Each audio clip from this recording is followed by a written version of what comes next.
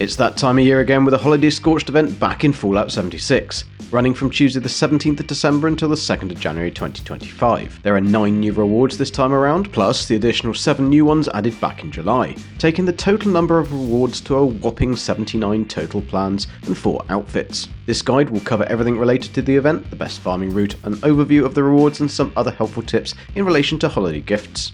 So please be awesome and hit that like and consider subscribing. I also have a second channel, GG Dives, where I cover survival crafting games, so please do check that out when you get a chance, and make sure to also follow me over on Twitch for my regular live streams. The Holiday Scorched event works the same as the Spooky Scorched event, in that each Scorched spawn does a 10% chance to be a festive Holiday Scorched. This only applies to spawns outside in Appalachia and does not count for instanced areas, so anything you enter with a loading screen.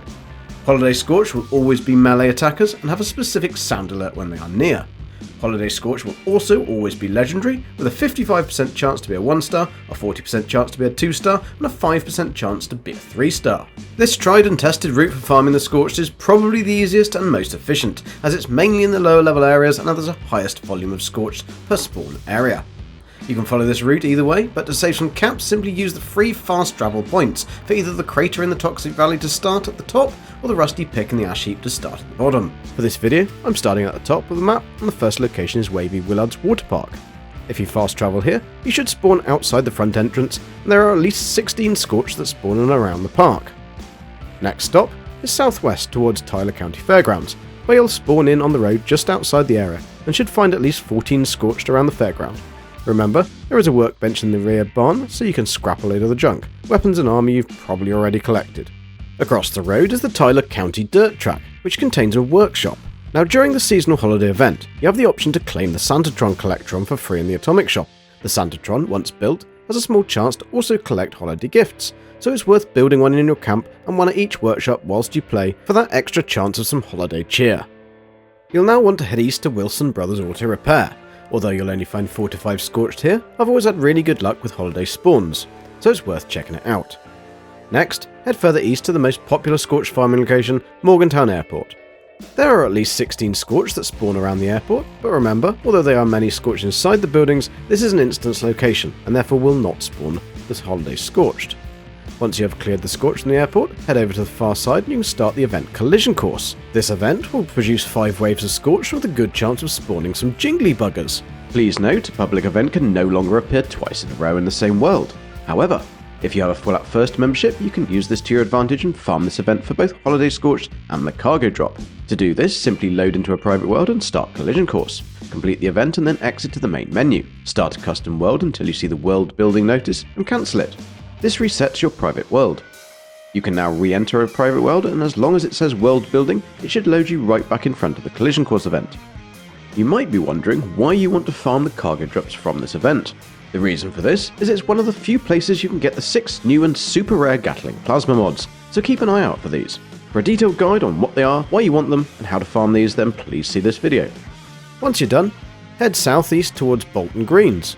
Although this is a rather annoying location as it spawns a wide area, you should find at least 12 to 13 Scorched in and around the grounds. Now head west towards Greg Mine Supplies, where you should find 10 Scorched. Now head towards Helvetia, the home of the Fashnak Parade, and you should find at least another 10 Scorched spawn. Remember to check inside the church and use a Holy Hand Grenade. Continue west to Sutton, where you should find another 7 to 10 Scorched. The next stop, you'll need to head slightly northwest to Relay Tower EM B127, where you should find about 5 Scorched. Now head slightly southwest towards the Poseidon Power Substation PX01, where there will be another 4. Head south towards Camden Park, where you should find at least 14 Scorched wandering around. Heading northeast, travel to the Poseidon Energy Plant. This area probably has the highest number of Scorched that spawn outside of the collision course event, and I've encountered over 20 natural spawns, but be careful for turrets on the ground level and on the roof, as they can take you down pretty quick.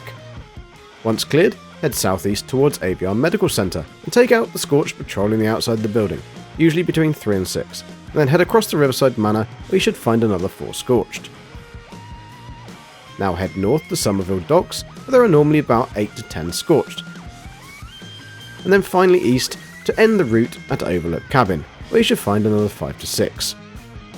There are many other locations that Scorched can spawn, but this is just a nice easy route that all levels should be able to farm without running into too many other nasties along the way.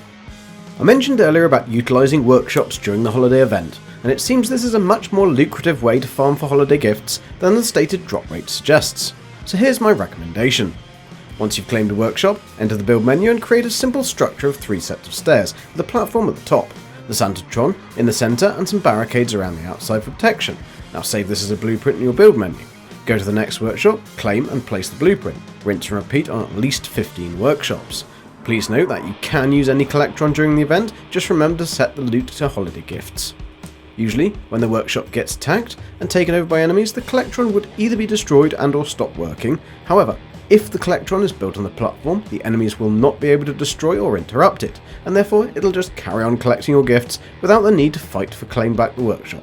You can then just fast travel to the workshops and collect the gifts in a 30-minute loop. This should net you over 100 total, plus all the other junk that's always useful for crafting. Obviously, this method is geared towards a player with Fallout 1st and using a private world, but you could also spread holiday cheer by setting the workshops down unlocked and allowing people in your world to also take the gifts. The reward categories have been changed, with the rewards now split into rare rewards, standard rewards and taxidermy plans. The chances for each of these to drop have increased along with the new and rare rewards, having a higher chance to drop than the older standard rewards, with the taxidermy rewards now having the lowest drop chance. The Holiday Scorched will drop one of 3 different sized presents, small, medium and large, plus a legendary item of the corresponding star rating. Within each present there will always be holiday junk and goodies, usually alcohol grenades or chems, but can also have the chance of sugar bombs. The small present will have a 10% chance overall to contain a holiday reward plan or apparel item, but only a 0.25% chance for a specific rare reward, a 0.13% chance for a specific standard reward, and a 0.04% chance for a specific taxidermy plan. The medium-sized present will contain the same items as the small present, but in addition you'll receive some contextual ammo, some holiday currency from 25 to 500 caps, and from 5 to 50 legendary scrip. There is a higher 40% chance to contain a holiday reward plan or apparel item, although there is only a 1% chance for a specific rare reward, a 0.51% chance for a specific common reward, and a 0.16% chance for a specific taxidermy plan. The large present contains the same items as the medium, but has a much higher 60% chance to contain a holiday reward plan or apparel item, although still only 1.5% chance for a specific rare reward or 0.77% chance for a specific standard reward, with a 0.24% chance for a specific taxidermy plan.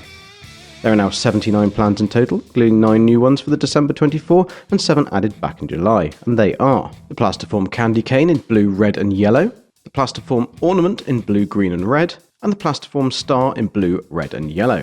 A Jitterbug Judy outfit, a Plastiform Vault Boy Elf, the Plastiform Snowman, a Peppermint Backpack Flare, Snowman Head Backpack Flare, Atomic Set Limited Handbag Backpack, Giant Red Brontosaurus, Plastiform Candle, the Starlight, the Plastiform Gingerbread, the Plastiform Nutcracker, the Straw Goat, the Plastiform Santa, the Plastiform Santa Sleigh, the Honeycomb Paper Holiday Tree A, Honeycomb Paper Holiday Tree B, Honeycomb Paper Ribbon Bell, Honeycomb Paper Sanding Santa, Honeycomb Paper Icy Snowflake, Honeycomb Paper Jolly Target, and the Honeycomb Paper Snowman.